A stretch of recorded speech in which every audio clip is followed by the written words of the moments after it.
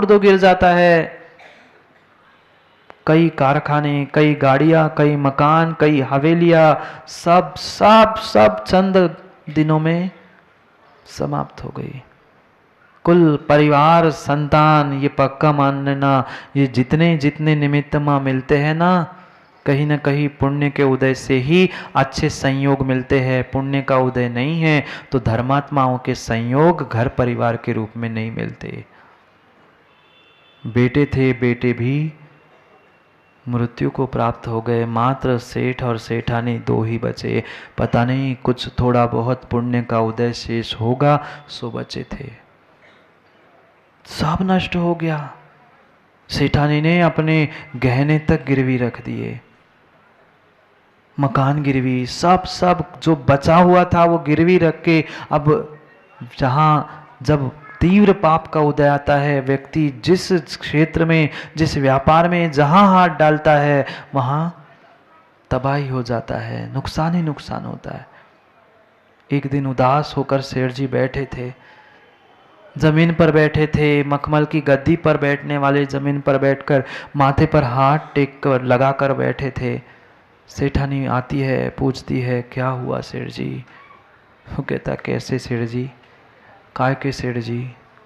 अब काय का सेठ पना और क्या बचा? कहती, क्यों उदास हो रहे हो? कुछ व्यापार कर लो, कुछ अच्छा करने का प्रयास तो कर लो। वो कहता है, कैसी बात करती है तू? तेरे गिरवी तुम तेरे जेवरात गिरवी रख दिए, मकान गिरवी रख दिया, सब कुछ कर लिया, ये व्यापार वो व्यापार करने के बाद भी कहाँ सफलता मिल रही है? कहाँ सफलता मिल रही है?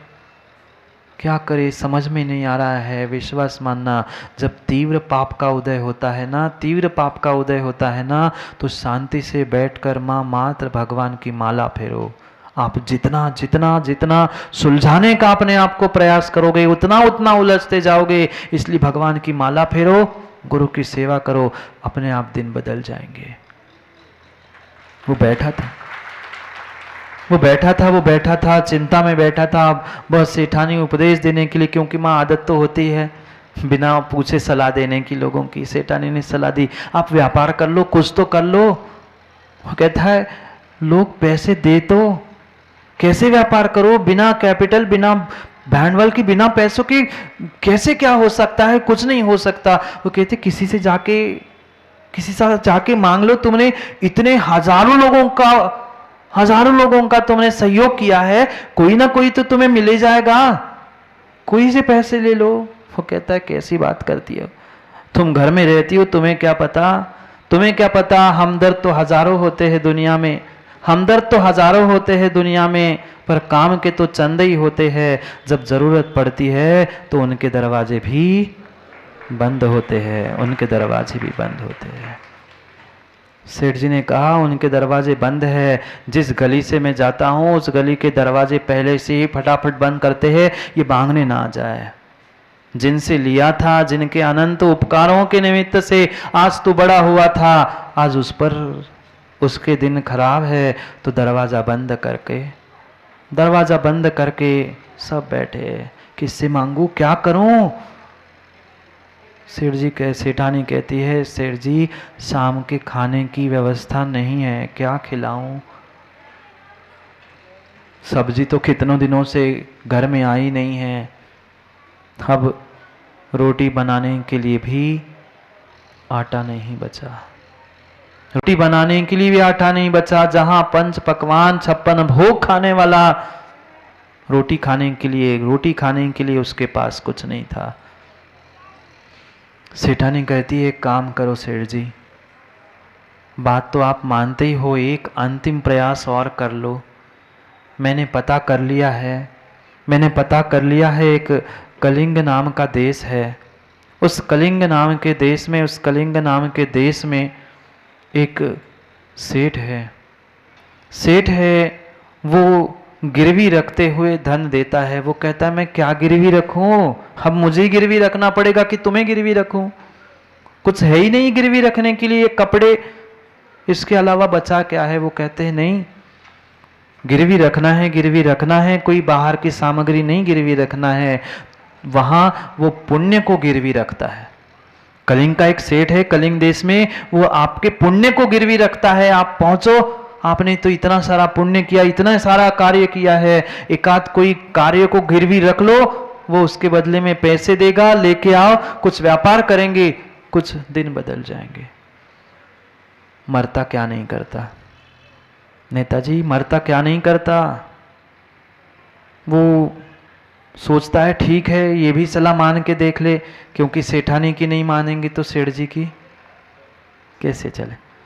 सेठानी की बात मान के वो चला गया। जाने के पैसे तो थे नहीं, पैदल ही निकल पड़ा। जाते जाते माने उस सेठानी ने एक मुट्ठी भर दाल और चावल जो घर में थोड़े से बचे थे वो एक कपड़े में बांध के दे दिए और कह दिया जाओ, रास्ते में अगर भूख लग गई दो गुम्मे 2 ईंटें रख लेना, कहीं मिट्टी का बर्तन मिल जाएगा, उसमें वे खिचड़ी पका के खा लेना और आगे बढ़ जाना। उसने भी कहा ठीक है, लंबा रास्ता है, कुछ तो खाने की व्यवस्था हो, पैसे ही जेब में नहीं है तो कौन पूछता है। ऐसे ही होता है, भरे पेट वाले को तो रत्ने जी हर कोई पूछता है। आप भी कर लेना, जिस दिन खाने पीने की कहीं व्यवस्था नहीं हो, कुछ भी हो, भूखे हो, इस दिन कोई नहीं पूछता। और खा के आओ ना, 10 लोग पूछते खाना है कि भोजन, आ जाओ जाओ, तब पेट भरा होता है। निकल पड़ता है घर से वो, मात्र एक मुट्ठी भर इतने से एक दाल चावल हाथ में पकड़कर ले चल निकल पड़ता है। सोचता है, देखते देखते जाता है, इस नगर में मैंने ये धर्मशाला बनाई, ये मैंने प्याऊ बनाया है, ये मंदिर मैंने बनाया हुआ है, ये सब कुछ मेरे नाम लिखे इस पे, पर मेरा कुछ नहीं है। आज आंखों से आंसू टपकाते टपकाते जाता है, थक गया था, शाम का समय होता है, एक पेड़ के नीचे नदी के किनारे सो जाता है। सोचता है सुबह उठ के चलेंगे, देख लेंगे। जैसे ही वह सूर्य उदित होता है, जैसे सूर्य की गर्मी थोड़ी सी किरणें शरीर पे पड़ती है, उसकी निद्रा भंग होती है। सोचता है कि चलो, शाम को कुछ खाया नहीं था, भूख लगी है, आज इसकी खिचड़ी बनाकर दाल चावल की खा लेंगे और आगे बढ़ते। फिर विचार आता है, फिर रुकूंगा, धूप हो जाएगी, कैसे काम बनेगा, चलो थोड़ा सा आगे जाके विचार करते, फिर कहीं दोपहर में रुकेंगे, वहां बना लेंगे और खा लेंगे। सोचकर वो 20, 25, 50 कदम ही दूर पहुंचा होगा नदी से। अचानक उसे शोरगुल की आवाज आती है और वो देखता है कि कोई बहुत सारे लोग, आदमी का समूह वहां पर है। वह धीरे से पेड़ के पीछे से झांकता है, क्योंकि समझ चुका है पता नहीं वहां पहुंच और वहां वो धुतकार के भगा दे, वो कोई भिखारी कुछ मांग के भगा दे। वो देखता है, देखा उसने एक राजा का वहां पड़ाव पड़ा था, राजा कहीं यात्रा में जा रहे थे, पड़ाव पड़ा था राजा का कहीं वहां पर, और वहां पर उनकी रसोई बन रही थी, सुबह की भोजन चाय पानी नाश्ते की व्यवस्थाएं हो रही थी।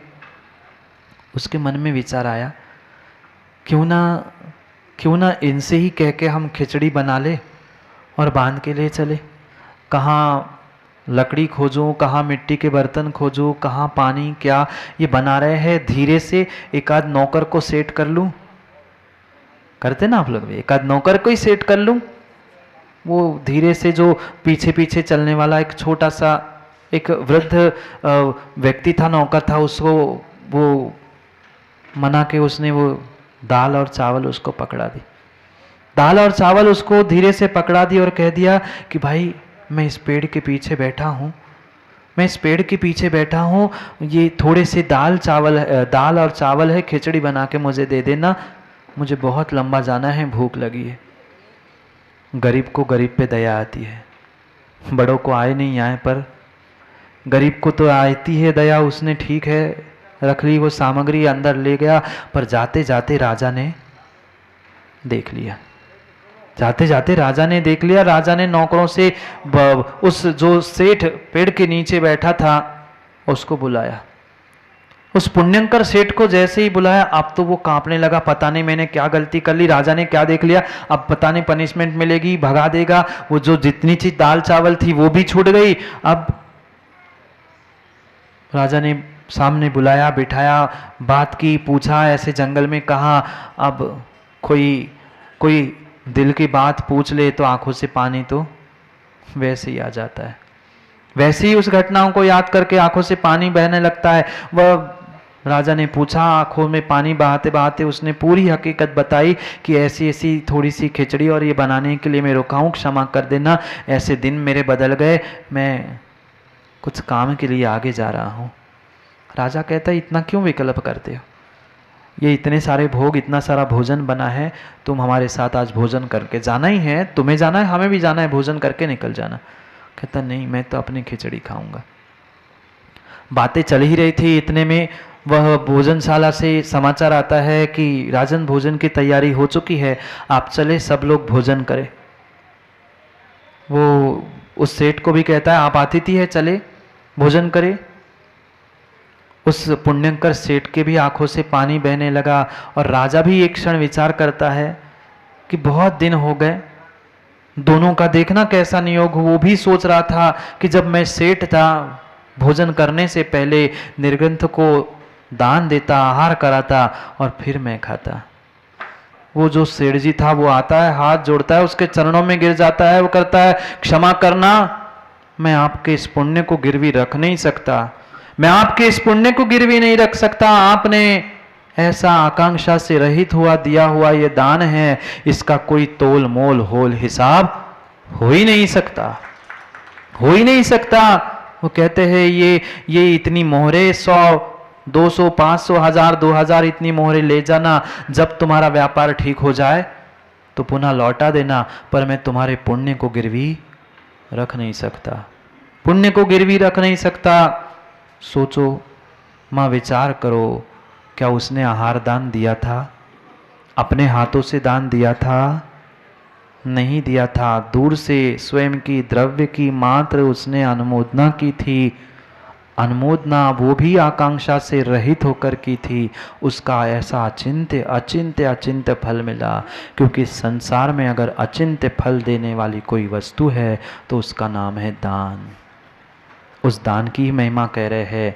श्लोक पढ़ लेते हैं, नहीं तो समय तो ऐसा ही निकल जाएगा, क्योंकि बहुत समय अल्प बचा है। श्लोक भी पूर्ण करने हैं, ग्रंथ भी हमें पूर्ण करना है, समय तो पूर्ण हो ही रहा है।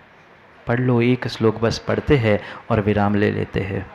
दारिद्र्यम न तमीक्षते न भजते दौर्भाग्यमालंबते न कीर्ति न पराभवोऽभिलपते न व्याधिरास्कंदति दैन्यम नान्द्रियते दुनोति न दरा क्लिशन्ति नो वापदा पात्रे यो वितरत्य नद्दलम दानम निदानम श्रियाम। कितनी गजब की बात कह रहे। यह जना पात्रे श्रियाम निदानम, जो माँ सत पात्र को, उत्तम मध्यम जघन्य सम्यक दृष्टि पात्रों को ही दान देता है, जो पुरुष सत पात्रों को दान देता है, वह उसके लक्ष्मी बढ़ाने का एकमात्र कारण है, उसके लक्ष्मी बढ़ाने का एकमात्र कारण है। इतना ही नहीं, अनर्थ दलनम दानम विरतति तम दारिद्र्यम न ईक्षते, अनर्थ को नष्ट करने वाले दान को देता है, उसको दरिद्रता कभी छूती भी नहीं। जिसने विश्वास मानना, सच्चे भावों से दान दिया है ना, उसको दरिद्रता कभी छू ही नहीं सकती, छू ही नहीं सकती, छू ही नहीं सकती। क्या दिन बदले, क्या दिन बदले उस पुण्यकर सेठ के। मात्र चंद चम्मच की खिचड़ी का दान क्या किया था, अनुमोदना क्या की थी। वह वापिस आता है, जितनी सोने की मोहरें उसने दी थी उतने में उसने ऐसा व्यापार किया, ऐसा व्यापार किया, पुनः चंद महीनों में, चंद सालों में जैसे का तैसा वह करोड़पति बन गया, मात्र सच्चे भावों से, पात्र दान से। क्यों पाटनी, काम बन गया कि नहीं? कई वर्षों का काम बन गया। मात्र सच्चे भावों की दान की ये महिमा है, सच्चे भावों की दान की ये महिमा है। सब काम बन जाते हैं। दौर्भाग्यम न भजते, दुर्भाग्य कभी पास ढूकने भी नहीं आता, दुर्भाग्य कभी पास ढूकने ही नहीं आता। जितनी जितनी अनर्थ दलों, अनर्थ की जड़ है, अनर्थ की जड़ है, अनर्थ की जड़ को नष्ट करने वाला ये दान है, उसको कभी अनर्थ, दुख, दरिद्रता उसके पास भटकती ही नहीं है। दुर्भाग्य भी उसकी सेवा करने नहीं आता।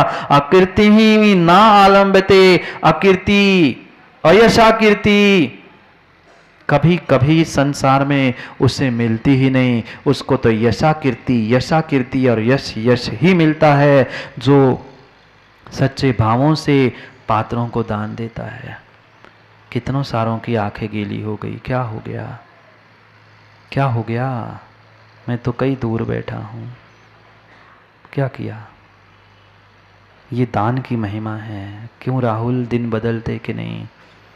पर सच्चे भावों से अगर गुरु की सेवा और निर्ग्रंथों को दान दिए हैं, मैं पुनः कह दूं, सच्चे भावों के साथ प्रमोद जी, नहीं तो घी लगाकर मात्र चिकनी चुपड़ी रोटी और बातें देने से कभी पुण्य मिलता नहीं मिलता। चंद कितनी खिचड़ी, चंद चम्मच क्या खिचड़ी दी माँ आपने, तो कितने मिष्टान्न खिलाए आज तक। दिन बदलेंगे, श्रद्धा रखो। दान की महिमा अचिंत्य है। वह पराभवा न अभिलिष्टे, तिरस्कार पराभव कभी संसार में आता ही नहीं, अभिलाषित ही नहीं होता। जो दान देता है व्याधिम न आकसंधि। ये जितने शरीर के रोग हो रहे हैं ना, जितने शरीर के रोगी पीड़ित है ना, लिप्टन पक्का मान लेना कहीं ना कहीं हमने औषधि दान करने में चूक की है। कहीं ना कहीं औषधि दान करने में चूक की है, इसलिए हम बीमार है। औषधि दान देने का प्रयास करो, पर औषधि दान का ये मतलब नहीं है कि महाराज को पहले बीमार करो और फिर औषधि दान दो। महाराज हमारा तो नियम है औषधि दान का आपको लेनी पड़े, इसका मतलब ये भी नहीं है। उनके निरंतराय निर्विघ्न आहार कराना माँ, यही बहुत बड़ी औषधि है, यही बहुत बड़ी औषधि है। दैन्यम न आद्रेति, दीनता कभी आश्रय नहीं लेती। दूराह दराह ना दुनोती, भय नहीं होता है। आपदा नहीं वह क्लिश्नाती, आपत्तियां उसको कभी भी नहीं सताती। वह हमेशा ही स्वस्थ रहता है। धन, शरीर, पैसा, ज्ञान, बुद्धि आदि सबसे वह लबालब भरा रहता है, क्योंकि दान की ऐसी अचिंत्य महिमा है ही। करेंगे पुनः समय पे बातें। क्या करूं, समय बहुत हो गया है, समय बहुत हो गया है। अभी आपको अर्घ्य भी चढ़ाने हैं। कल तो नहीं कह सकता, पर परसों पुनः हम इस दान के विषय को समझने का प्रयास करेंगे। आपका पुण्य होगा तो आप सुनने आएंगे, और नहीं होंगे तो दिवाली की तैयारी करने में, दिवाली होने के लिए जाएंगे। समय हो गया है, समय पर समय की बात को समझने का। दिवाली होनी है कि दिवालिया होना है, निर्णय कर लो। दिवाली तो आज महावीर भगवान की हुई थी, उन्होंने छोड़ दिया था, सो दीपावली मन रही है। जो जोड़ेगा उसकी दिवालिया तो निकलेगी ही। इसलिए समय पर समय की बात के लिए पुनः समय पे मिलते हैं, क्योंकि समय पे किया गया काम समय को दिलाता है। बोले भगवान महावीर स्वामी के।